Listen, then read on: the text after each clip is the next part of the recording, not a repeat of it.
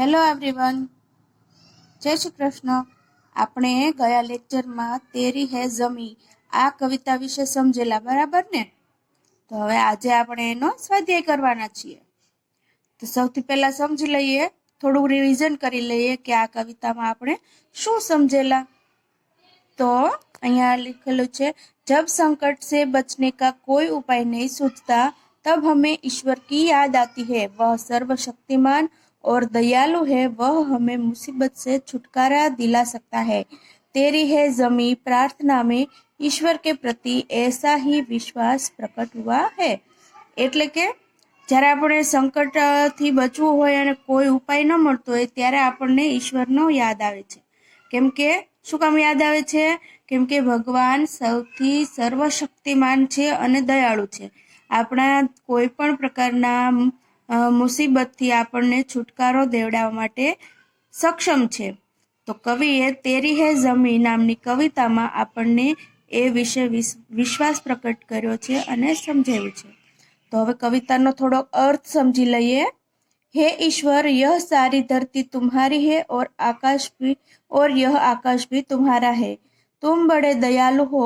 हमारे अपराधों के लिए तुम हमें क्षमा करना. तुम सबके हो और सब तुम्हारे हैं. हे ईश्वर, तुम हमें क्षमा करना. हे दुनिया के मालिक, तुम्हारी इच्छा से ही इस दुनिया में हमारा जन्म हुआ है.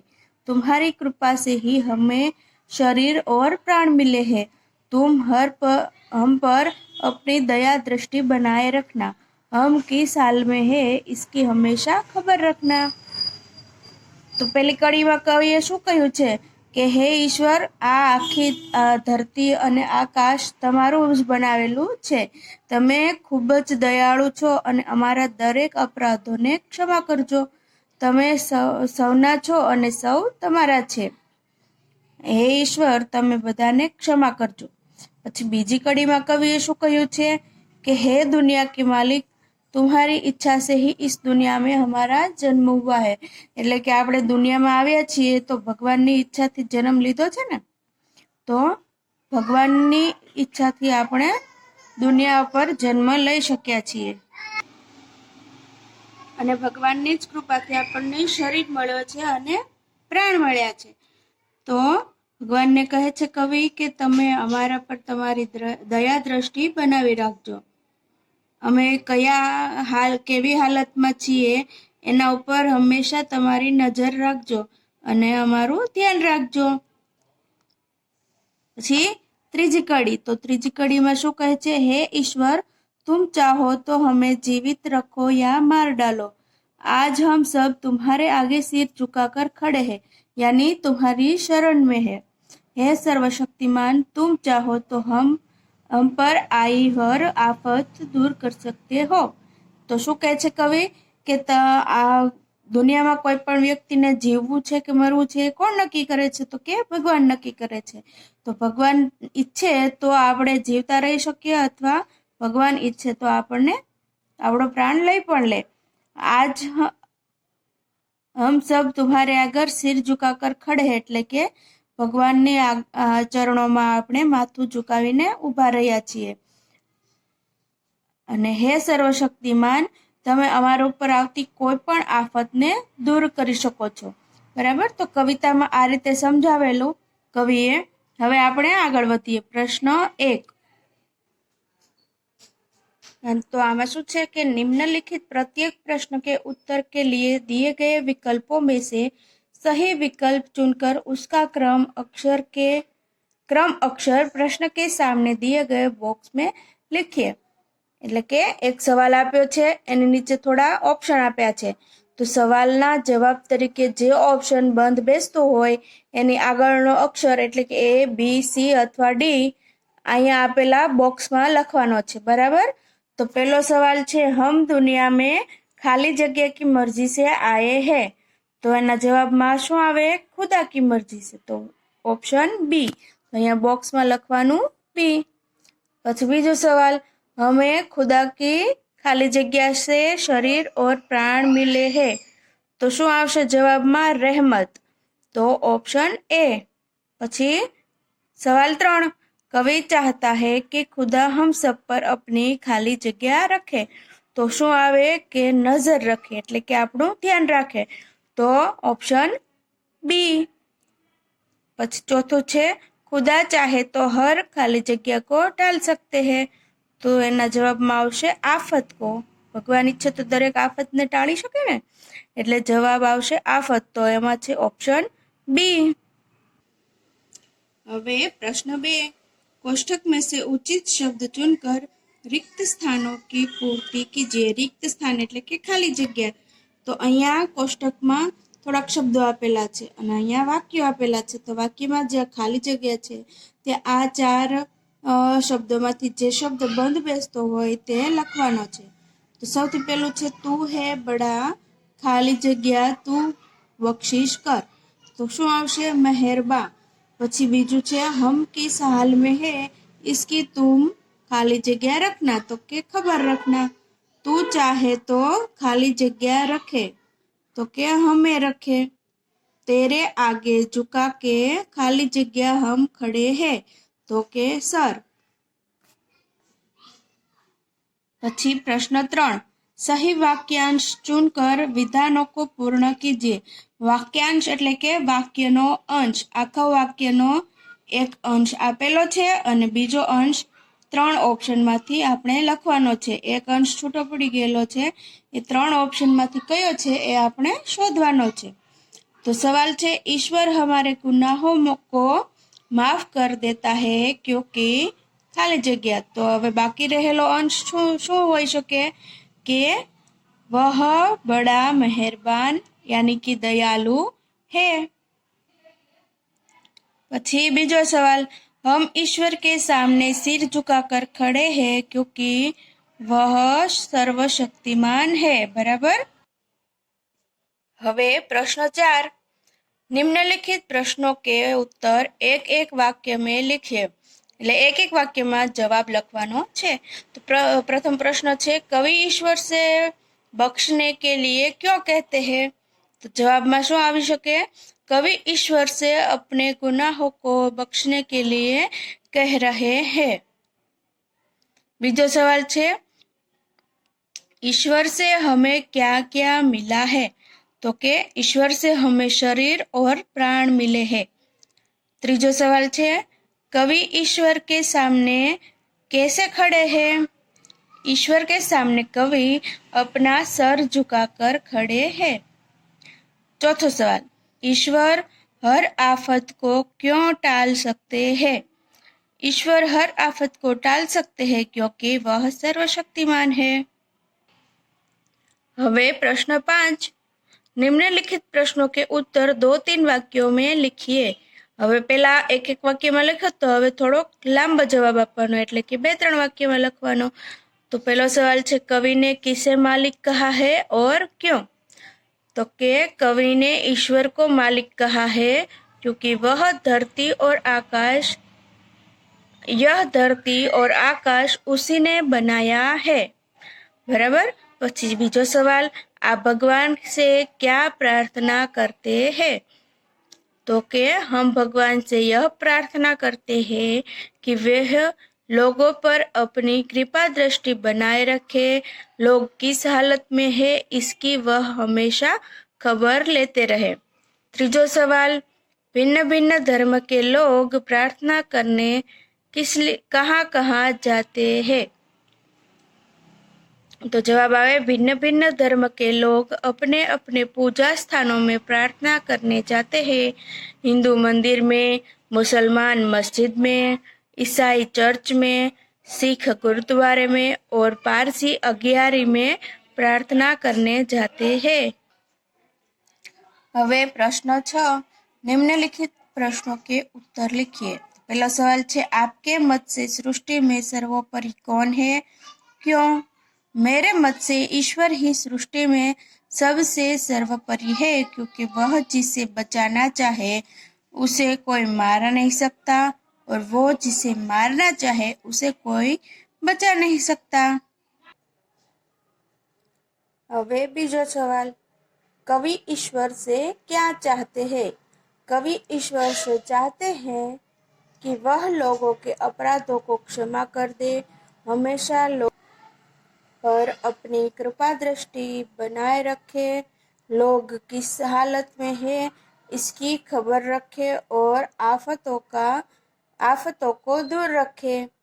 હવે ત્રીજો सवाल, तू अपनी नजर हम पर रखना, ऐसा कवि क्यों कहते हैं?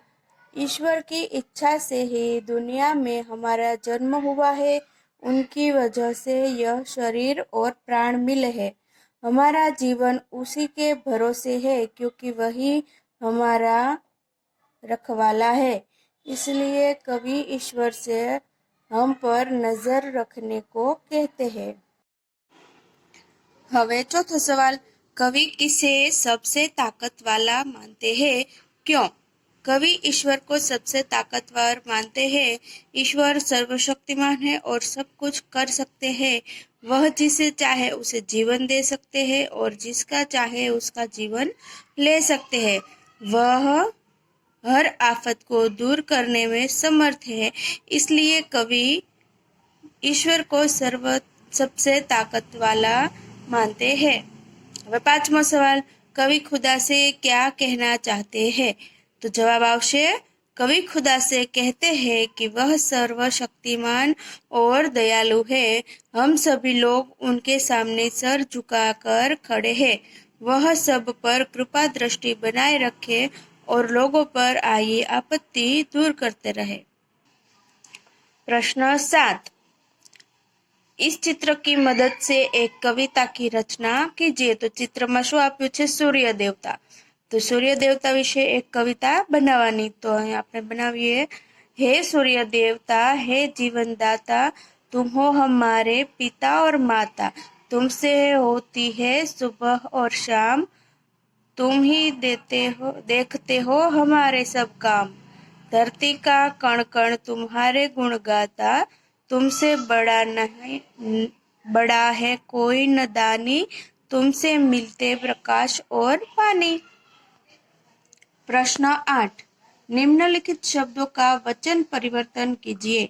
वचन एटले के जो एक वस्तु होय तो एक वचन, અને કોઈ પણ વસ્તુ એક કરતા વધારે હોય વસ્તુ અથવા વ્યક્તિ તો બહુવચન। તો પહેલું આપેલું છે નદી।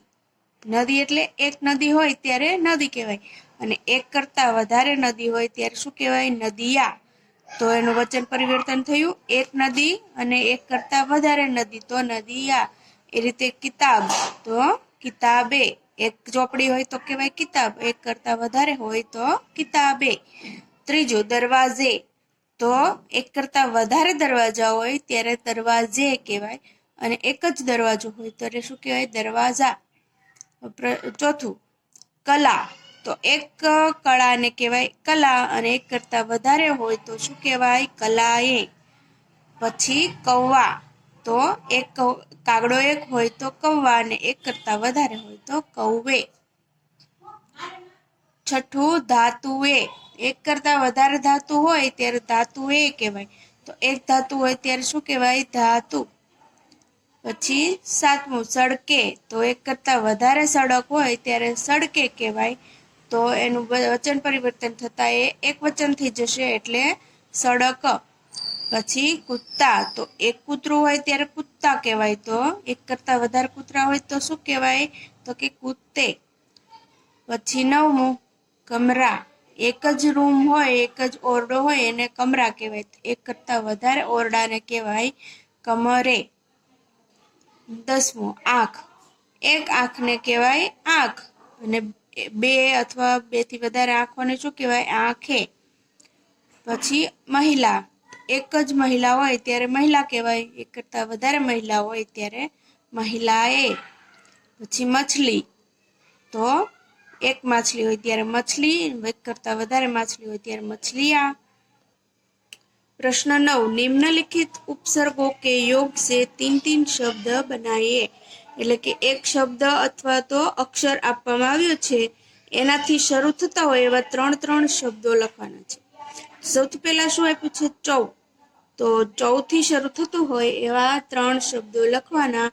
તો ચૌરાહા, ચોમાસા, ચોપાઈ, બરાબર। બીજું બિન, તો બિન બાત, બિન બ્યાહા, બિન કહે. પછી ત્રીજું પર, તો પરથી શરૂ થતા હોય એવા 3 અક્ષરો શબ્દો લખવાના છે. પરદેશ, પરલોક, પરદાદા. ચોથું અન, અનથી શરૂ થતા હોય એવા 3 શબ્દો લખવાના છે. તો કે અનપઢ, અનહોની, અનમોલ. प्रश्न 10, निम्नलिखित शब्दों में प्रयुक्त प्रत्यय ढूंढिए. प्रत्यय शोधવાનો એટલે કે સંધિ છૂટી પાડવાની. તો મનુષ્યતા, તો કયા 2 શબ્દો મળીને મનુષ્યતા એવો એક શબ્દ બન્યો છે? તો કે મનુષ્ય અને તા, આ બંને શબ્દો મળીને એક શબ્દ મનુષ્યતા બન્યો છે. તો સંધિ છૂટી પડતા શું બને? મનુષ્યતા નહીં, સંધિ છૂટી પડતા શું બને? મનુષ્ય વત્તા તા. પછી ધનવાન, તો ધનવાન કયા 2 શબ્દોનો સમૂહ છે? તો કે ધન વત્તા વાન. ત્રીજું રસોઈયા, તો એ કયા 2 શબ્દોનો સમૂહ છે? સંધિ છૂટી પાડતા શું બને? રસોઈ વત્તા ઈયા. રસોઈ અને ઈયા, આ બંને શબ્દોને ભેગા કરીએ તો બને રસોઈયા. પછી ચોથું કહરા, ઇકહરા, તો કે ઇક અને હરા, આ બંને શબ્દો ભેગા મળીને બન્યું છે ઇકહરા. તો સંધિ છૂટી પડતા બને ઇક વત્તા હરા. પછી ધોખેબાજ, તો સંધિ છૂટી પડતા શું બને? ધોખા પ્લસ બાજ. તો ધોખેબાજનું સંધિ છૂટી પડે તો બને ધોખા વત્તા બાજ. પછી બલવતી, તો કયા 2 શબ્દોનું જોડાણ કરવાથી બલવતી બન્યું છે? તો કે બલવત વત્તા ઈ. તો બલવત વત્તા ઈ એનો જવાબ આવશે. પછી પ્રશ્ન 10, વચન બદલકર વાક્ય ફિર સે લિખિए. તો વચન પહેલા આપણે શીખ્યા ને એક વચન અને બહુવચન. તો શબ્દમાં જેટલા પણ એક વચનને બહુવચન કરી શકાય એટલાને બહુવચન કરી નાખવાના અને ફરીથી વાક્ય લખવાનું. તો મેને કવિતા લીખી, તો આમાં કેટલા એવા શબ્દો છે જેનો વચન પરિવર્તન આપણે કરી શકીએ? તો મેનેનું થાય હમ, કવિતાનું બહુવચન થાય કવિતાએ, અને લીખી એનું બહુવચન ના થાય. તો શું વાક્ય બનશે? હમને કવિતાએ લીખી. પછી બીજું છે યહ મેરી કિતાબ હે, તો યહનું થાય કઈ ના થાય, યહનું એટલે યહ, મેરી એટલે હમારી, અને કિતાબ એટલે એનું બહુવચન શું થશે? કિતાબે, અને હે એમ નામ રે. તો હે કોઈ વચન નથી એટલે હે નું વચન પરિવર્તન થઈ શકે નહીં. તો યહ હમારી કિતાબે હે. પછી ત્રીજું છે ઇસે લડ્ડુ દે દો, તો ઈસેનું શું બનશે? ઇન્હે, અને લડ્ડુ એક વચનમાં પણ લડ્ડુ રહે, બહુવચનમાં પણ લડ્ડુને લડ્ડુ જ કહેવાય. તો એક લાડવો હોય તો પણ કહેવાય લડ્ડુ, એક કરતાં વધારે લાડવા હોય તો પણ કહેવાય લડ્ડુ. તો એનું શું બનશે? ઈસે લડ્ડુ દે દો, એનું બહુવચન થશે ઇન્હે લડ્ડુ દે દો. હવે પ્રવૃત્તિ. આમ જોઈએ તો પ્રવૃત્તિ તમારે લોકોએ જાતે જ કરવાની છે, પણ હું તો પણ તમને ઉદાહરણ તરીકે આપી દઉં છું. हिंदी भाषा के 2 प्रार्थना गीतों का संकलन तैयार कीजिए, वे गीत लिखिए. એટલે કે હિન્દી ભાષામાં જે પ્રાર્થના ગીત હોય એવા 2નો સમૂહ બનાવવાનો અને બંનેને અહીંયા લખવાના. તો તમારે તમારી રીતે પણ એક કવિતાઓ લખવાની છે એ, અને અત્યારે મેં ઉદાહરણ માટે લખીને આપી છે. તો પહેલી છે સુબહ સવેરે લેકર તેરા નામ પ્રભુ, करते हैं हम शुरू आज का काम प्रभु, विद्या का वरदान तुम्ही से पाए हम, शुद्ध भाव से तेरा ध्यान लगाए हम, तुम ही से है आगाज तुम ही अंजाम प्रभु, करते हैं हम शुरू आज का काम प्रभु. અને બીજું છે तुम ही हो माता पिता तुम ही हो बंधु सखा तुम ही तुम ही हो साथी तुम ही सहारे कोई न अपना सिवा तुम्हारे तुम ही हो नैया तुम ही खेवैया तुम ही हो बंधु सखा तुम ही हो. તો હિન્દીની 2 પ્રાર્થના ગીતો મેં અહીંયા લખીને આપ્યા છે. પણ હવે તમારું હોમવર્ક છે કે તમારે આ પ્રવૃત્તિ જાતે કરવાની છે અને 2 પ્રાર્થના ગીતો શોધવાના છે કે જે હિન્દીમાં હોય અને એ લખવાના છે, સરસ અક્ષરે લખવાના છે.